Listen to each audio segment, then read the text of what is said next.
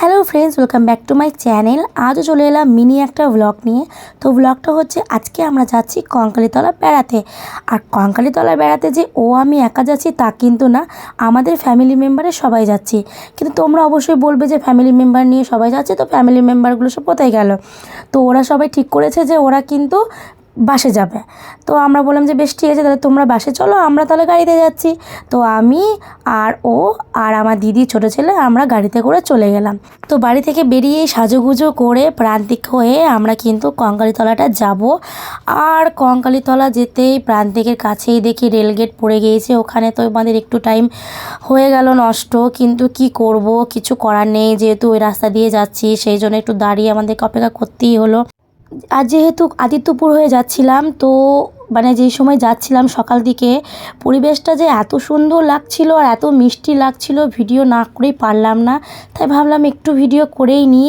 আর তারপরে ভিডিও করতে করতে চলে এলো সামনে যে সর্ষে ফুলের ক্ষেত। সর্ষে ফুলের ক্ষেত তো দূর থেকে দেখতে তো খুবই সুন্দর লাগে, সেটাও আর মিস করলাম না, সেটাও ভিডিও করে নিলাম। আমার তো দেখেই খুব ভালো লাগছিল। তো কথা বলতে বলতেই আমরা ঢুকে পড়লাম কঙ্কালী মায়ের মন্দিরে।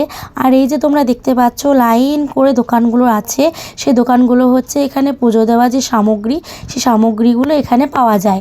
তো তারপরে আমরা গাড়ি রাখতে চলে গেলাম। গাড়ি রাখার পরে বাড়ির সবাই মিলে আমরা ঠিক করলাম যে আগে আমরা কঙ্কালী মায়ের মন্দিরে ঢুকবো না, আগে ঢুকবো আমরা শিব মন্দিরে। তো শিব মন্দিরে তোমরা দেখো কত সুন্দর শিব মন্দিরটা। আর আমরা শিব মন্দিরে গিয়ে পুজো দিলাম, পুজো দিয়ে টিয়ে তারপরে আমরা গেলাম কঙ্কালী মায়ের মন্দিরে। এই যে কঙ্কালী মায়ের মন্দিরে প্রচুর বড় একটা জায়গা জুড়ে মায়ের মন্দিরটা আছে। আর তারপরে আমরা ঠিক করলাম যে তাহলে চলো এবারে আমরা পুজো দিই। তো পুজো জিনিস কেনা হয়ে গিয়েছিল। তারপর আমরা লাইনে দাঁড়ালাম। তারপর লাইনে দাঁড়িয়ে আমরা মাকে পুজো দিলাম। আর এই যে দেখতে পাচ্ছ মায়ের যে মানে ফটোটা, এখানে মায়ের কোনো মূর্তি থাকে না, এখানে মায়ের প্রথম থেকে আমরা দেখে আসছি ফটো। তো মাকে পুজো দেওয়ার পরে, পুজো দেওয়া হয়ে যাওয়ার পরে এই যে চারিপাশটা দেখতে পাচ্ছ, এটা হচ্ছে ঢিল বাঁধে, মানে মনে যদি কোনো মনস্কামনা থাকে তো সে ঢিল বেঁধে এখানে মায়ের কাছে মানত করতে পারে। এটা হচ্ছে ঢিল বাঁধার, যে ঢিল বাঁধে সেই গাছটা। আর এখানে হোমযজ্ঞ হয়, আর ওখানটাতে হয় পাঠা বলি। তো আমি ঠিক করলাম যে আমি ঢিল বাঁধবো। আমারও মায়ের কাছে কিছু মানত ছিল, বা আমি মানত করলাম, ইচ্ছা ছিল মানত করার, সেই জন্য আমিও একটা ঢিল বেঁধে নিলাম। তারপরে আমরা কুণ্ডুর কাছে চলে গেলাম। এটা হচ্ছে কুণ্ডু মায়ের, এখানে মায়ের যে কঙ্কালটা, এটা স্বয়ং এই কঙ্কালটা কিন্তু এখানেই আছে। এই যে দেখতে পাচ্ছ চারিপাশে কাটি দেওয়া আছে, ওই মিডিলটাতেই কিন্তু মায়ের কঙ্কালটা আছে। তো এখানে কেউ, তোমাদের সবাইকে বলে রাখি, এখানে কেউ যদি এই কুণ্ডুর কাছে আসো, কেউ কিন্তু জুতো পরে আসবে না, 1 নম্বর। আর হচ্ছে যে তোমরা কেউ এই জলটাতে পা দেবে না, কারণ এটা কুণ্ডুর জল, তো এখানে স্বয়ং মায়ের কঙ্কাল আছে। তো সেই কারণে এই জলটাতে কেউ পা ধোবে না, কারণ এই ভুলটা অনেকজনে করে বসে, ঠিকভাবে তারা দেখে না। কারণ এরকম জিনিস আমাদের চোখে অনেকবারই পড়েছে, আমরা বারণও করেছি, তাই এই ভিডিওর মাধ্যমে তোমাদেরকেও বলে দিলাম। তো তারপরে আমরা চলে গেলাম মায়ের ভোগ খেতে। আর মায়ের মন্দিরে এসেছি, ভোগ না খেলে চলে?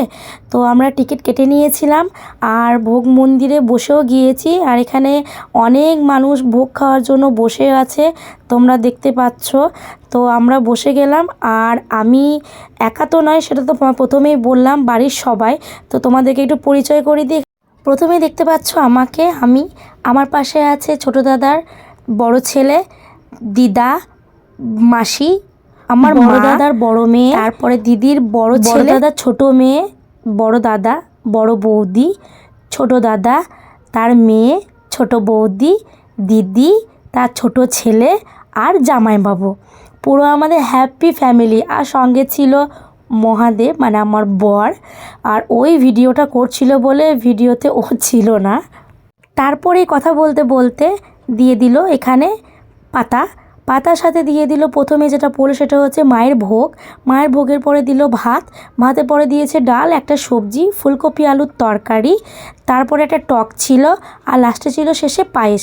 এত সুন্দর খাবার সত্যি কথা আমি বাড়িতেও খাই না, খুবই সুস্বাদু ছিল আর খুব ভালো ছিল। তারপর চলে গেলাম ওই বাগানটাতে। বাগানটা বেশ বড় ছিল, সেই জন্য ভিডিও করতে পারিনি। তো আমাদের কঙ্কালীতলা ঘোরা এতটুকুই ছিল। তারপরে মাখা কাকুর কাছে গেলাম, পেয়ারা আর আমলকি দুটো একসাথে মাখিয়ে নিলাম। আর খেতে খেতে বাড়ি চলে এলাম। ভালো লাগলে ভিডিওটা লাইক করে দিও।